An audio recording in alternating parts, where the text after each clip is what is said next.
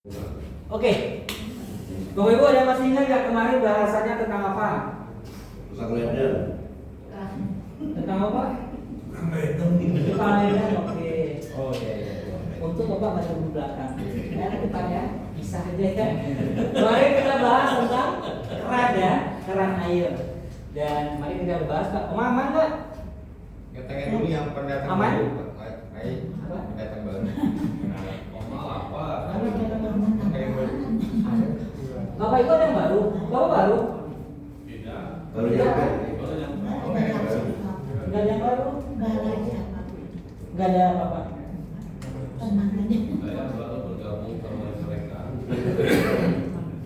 Bapak udah kesini sekali atau dua kali?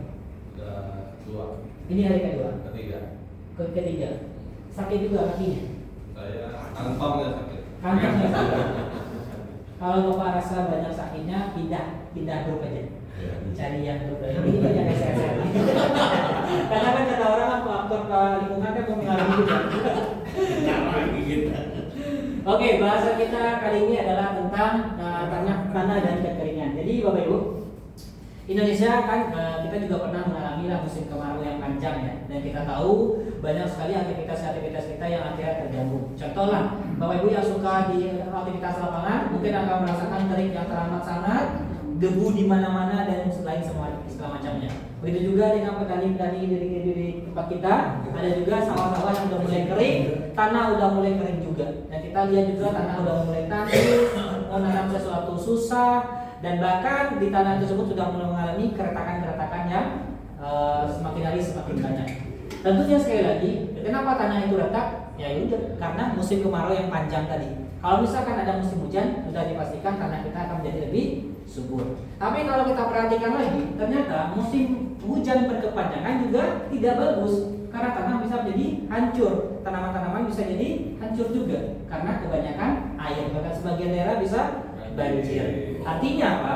Ternyata maupun dari musim atau cuaca, dan itu pun dengan tubuh kita, yang kita perlukan adalah keseimbangan. Bukan berlebihan dari segi air, apalagi kekurangan, tapi keseimbangan tadi.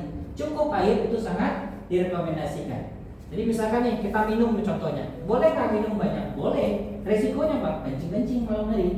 Itu udah alami terjadi lah. Terus minum yang cukup tuh gimana? Ukur aja tinggi badan sama BB badan, udah dikali-kalikan saja nanti.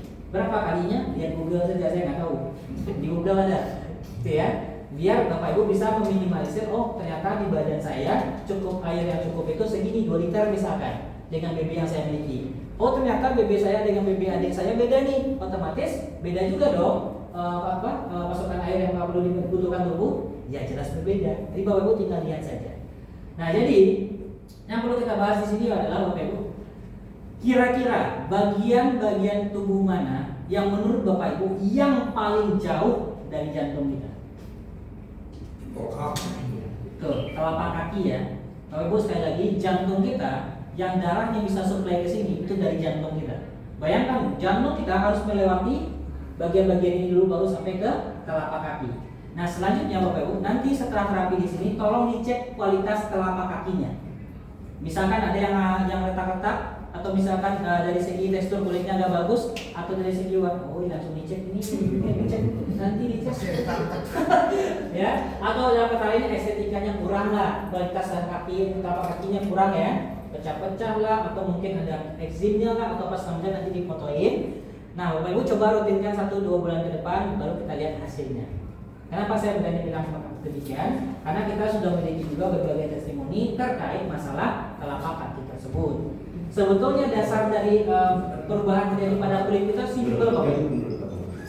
Yang mengantarkan nutrisi itu sekali lagi adalah darah itu sendiri, betul? Nah, ketika Bapak Ibu pengen melihat sirkulasi darahnya bagus atau tidak, cek aja dari tekstur kulit kita. Ibu-ibu misalkan yang varises itu tiba-tiba ada nggak? Nggak mungkin dia tiba-tiba ada. Pasti ada sebabnya, yaitu penyumbatan pada bagian kaki kita yang membuat varises itu ada. Sehingga penyumbatan itu karena apa? Sirkulasi yang buruk tadi. Nah, kalau misalkan sirkulasinya lancar, saya yakin varises itu tidak akan ada. Karena itu bagian dari penyumbatan.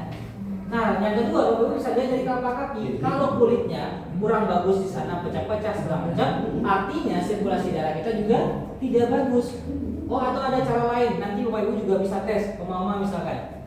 Nah, yang tidur. Misalkan ada flek-flek hitam di tangan atau flek-flek putih di tangan, difoto. Nanti setelah 2-3 bulan dicek lagi ada perubahan atau tidak. Alam Sutra usianya 71 tahun, itu flek-flek putihnya hilang. Bukan digini-gini ya enggak ya. Alamiah aja hilang tiba-tiba.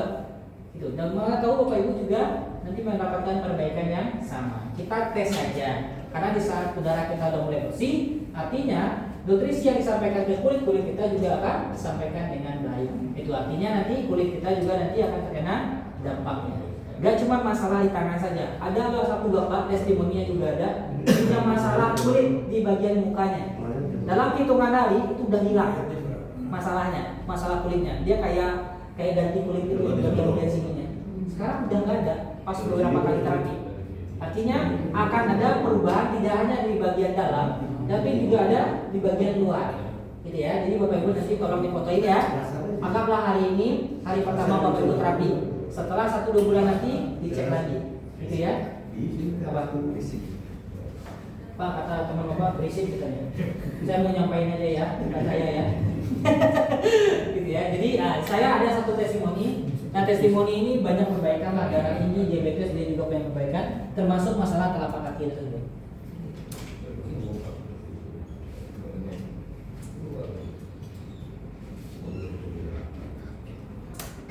Selamat siang Ibu. Selamat siang.